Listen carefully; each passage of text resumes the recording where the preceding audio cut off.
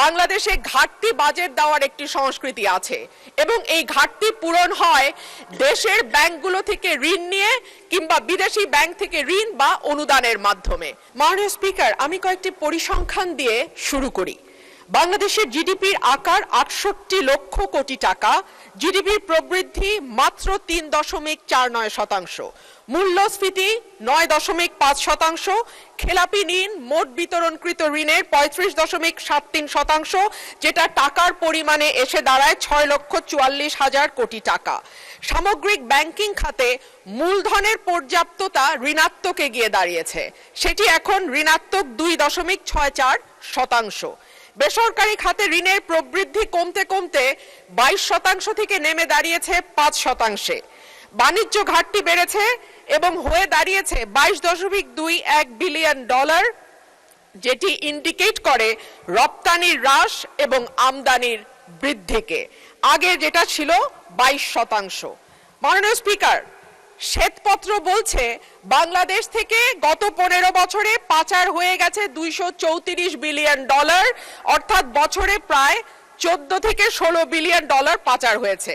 অন্যদিকে global financial integrity বলছে over এবং আন্ডার ইনভয়েসিং এর মাধ্যমে বছরে $৮ বিলিয়ন দেশ থেকে বাইরে গেছে। বাংলাদেশের ব্যাংককে রাজনৈতিক হাতিয়ার হিসেবে গত ১৫ বছরে ব্যবহার করা হয়েছে। যাদের দৃশ্যমান কোনো ব্যবসা নাই তাদেরকে ঋণ দেয়া হয়েছে, পরিবারের হাতে ব্যাংকগুলোকে একটির পর একটি তুলে দেয়া হয়েছে। রাজনৈতিক সিদ্ধান্তে সুদ হার ও ডলারের দাম ঠিক করা হয়েছে, ডলারের উপর চাপ কমাতে দাম ধরে রাখা হয়েছে। অন্যদিকে ১৮ থেকে ২০ বিলিয়ন ডলার এই খাত থেকে বিদেশে চলে গেছে।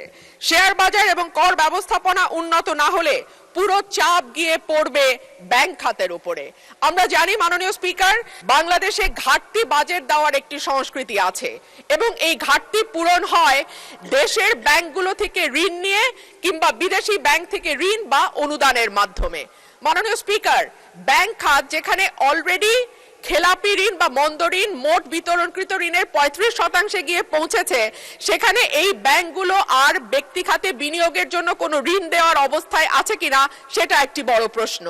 আইএমএফ সম্প্রতি জানিয়েছে যে তারা বাংলাদেশে যে ঋণের চুক্তি হয়েছিল তার পরবর্তী কিস্তিগুলো নতুন সরকারকে আর দেবে না, তারা নতুন করে চুক্তি করতে বলছে।